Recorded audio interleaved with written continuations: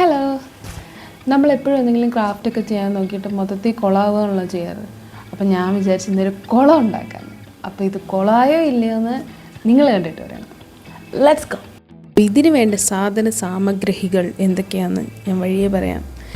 ഇത് ഞാനിപ്പോൾ form clay ആണ് യൂസ് ചെയ്തിട്ടുള്ളത്. നമുക്ക് ഈ കുളത്തിൽ കുറച്ച് താമരയൊക്കെ ഉണ്ട്. നമ്മുടെ താമരക്കുളമാണ്. ഞാൻ ഫോം ക്ലേ എടുത്ത് എന്താണെന്ന് വെച്ചാൽ അതിൽ ഓൾറെഡി കളറുണ്ട്. അപ്പോൾ പിന്നെ വീണ്ടും കളറടിച്ച് ടൈം പോകണ്ടല്ലോ എന്ന് വിചാരിച്ചിട്ടാണ്. അപ്പോൾ ഇതുപോലെ കുഞ്ഞു താമരയുടെ ഇലകൾ നമുക്കിങ്ങനെ ഉണ്ടാക്കി എടുക്കണം. അതുപോലെ തന്നെ നമ്മൾ ഫോം ക്ലേ യൂസ് ചെയ്തിട്ട് 2-3 താമര പൂക്കളും ഉണ്ടാക്കിയെടുത്തിട്ടുണ്ട്. പിന്നെ ഞാൻ ഇതിൻ്റെ നടുക്ക് വെക്കാനായിട്ടൊരു കുഞ്ഞി വഞ്ചി. ഇപ്പോൾ നിങ്ങൾ ചോദിക്കും കുളത്തിൻ്റെ അകത്ത് എന്തിനാണ് വഞ്ചിന്ന്.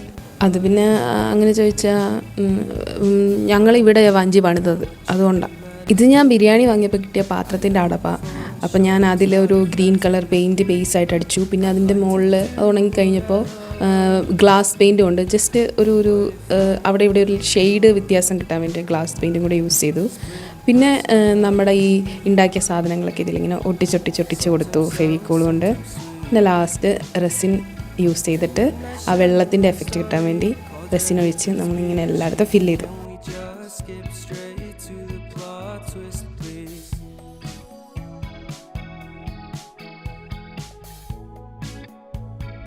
നോക്കിയ സെറ്റായിട്ടില്ലേ.